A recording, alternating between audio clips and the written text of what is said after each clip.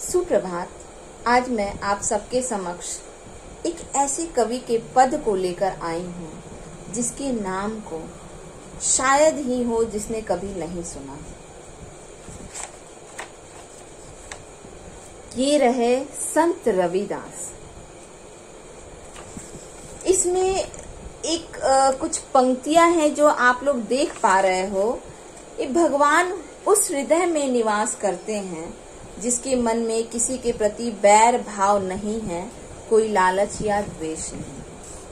अर्थात संत रविदास, जिनको हम रैदास के नाम से भी पुकारते हैं, उनका मानना था कि ईश्वर उसी के हृदय में, उसी के अंतर्मन में निवास करते हैं जिसमें ना लालच हो, ना दुश्मनी हो, ना बैर हो। अर्थात जिसके मन में प्रेम हो, लगाव हो, ईमानदारी हो, मानवता हो, उसी हृदय में ईश्वर निवास करते हैं। तो चलिए थोड़ा रैदास के विषय में हम पहले जान लेते हैं। रैदास नाम से विख्यात संत रविदास का जन्म सन 1388 में हुआ था और इनकी मृत्यु 1518 में बनारस में हुई थी।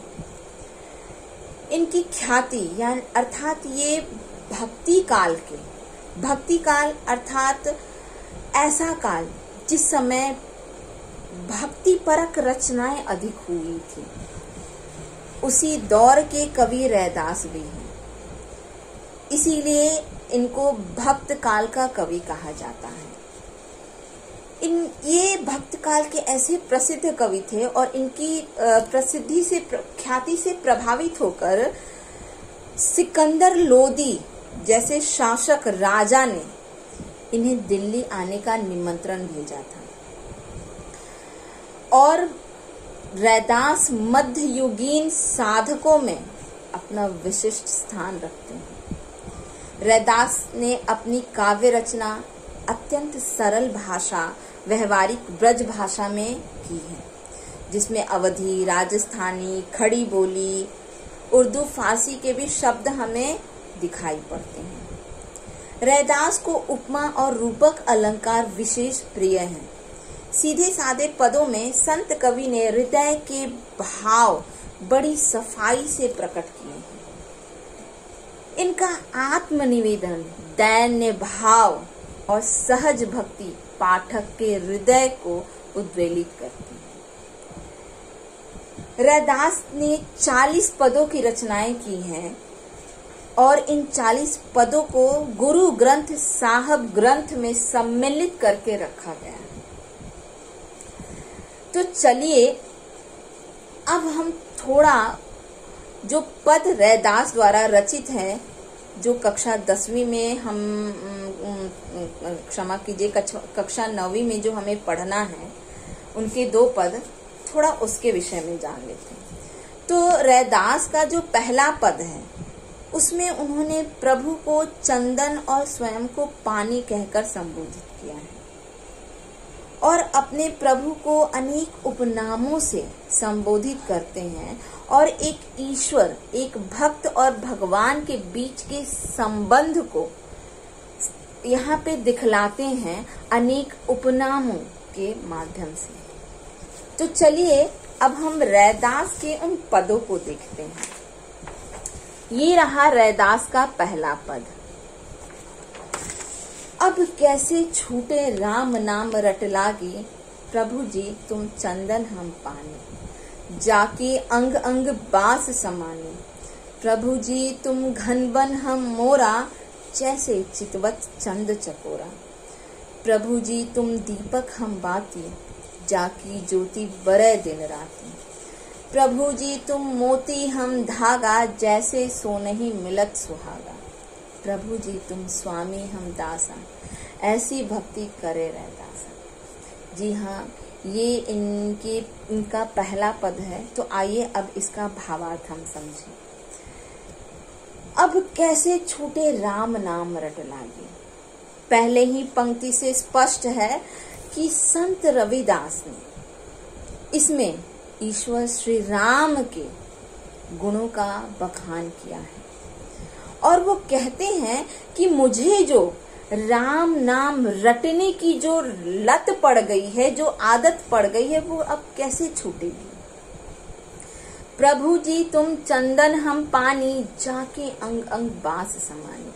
अर्थात हे प्रभु, तुम उस चंदन के समान हो जो मुझ जैसे भक्त के पानी, मानो मैं भक्त पानी की तरह हूँ और तुम भगवान चंदन के समान उस पानी में ऐसे घुल मिलकर अपने सुगंध को सारे वातावरण में फैला रहे हो, जिससे मेरा रोम रोम, अर्थात तुम्हारे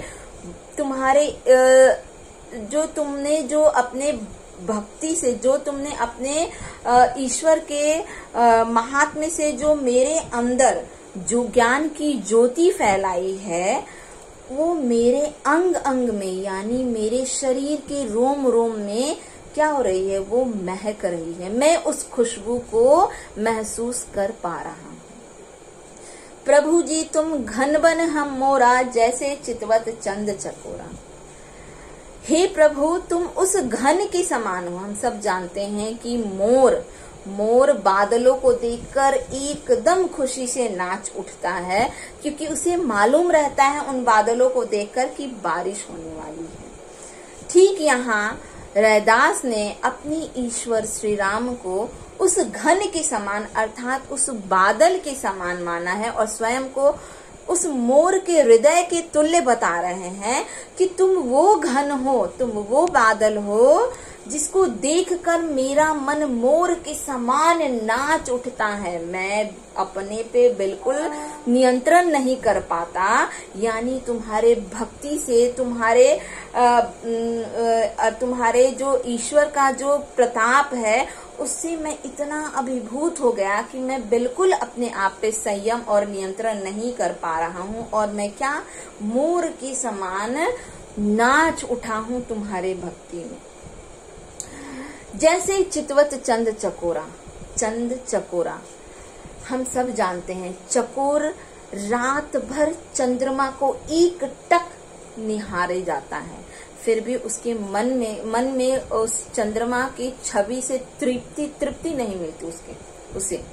ठीक वैसे ही रैदास भी कह रहे हैं कि हे प्रभु तुम मेरे लिए उस चंद्र के समान हो, अर्थात मैं जितनी बार तुम्हें निहारता हूँ, जितनी बार मैं तुम्हें देखता हूँ, मेरा मन उस चकोर के समान हो जाता है, यानी मेरा मन तो तृप्त होता ही नहीं तुम्हारी छवि से। मैं बस, मेरा मन यही करता है कि तुम्हें एक टक निहारता रहूं। प्रभु जी तुम दीपक हम बाती, जाकी ज्योति बरे दिन राती।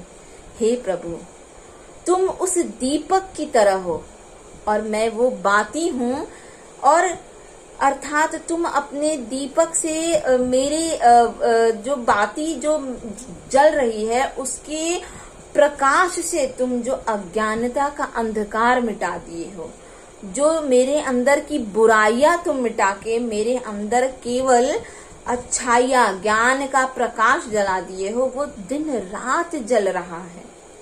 प्रभु जी तुम मोती हम धागा, जैसे सोनहि मिलत सुहागा।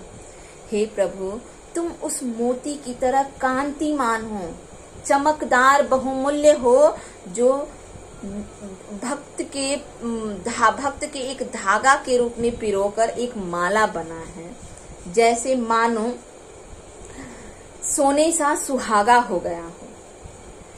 प्रभु जी तुम स्वामी हम दासा, ऐसी भक्ति करे रह दासा।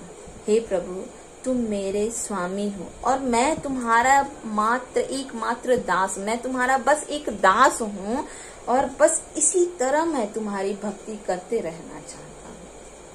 तो ये रहा रैदास का पहला पद। चलिए अब उनके दूसरे पद की तरफ हम आगे बढ़ते हैं।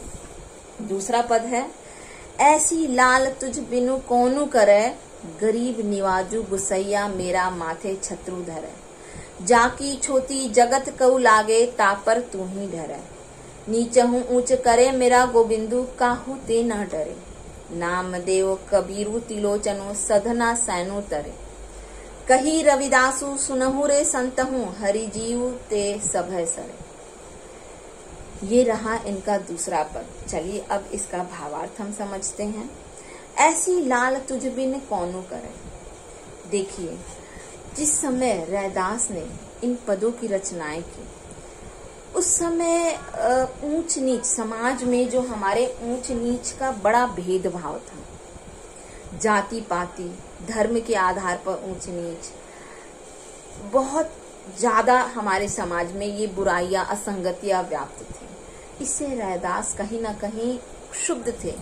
रैदास स्वयं निम्न वर्ग के थे, निम्न तबके के थे और उन्हें ये सब सहना पड़ता था।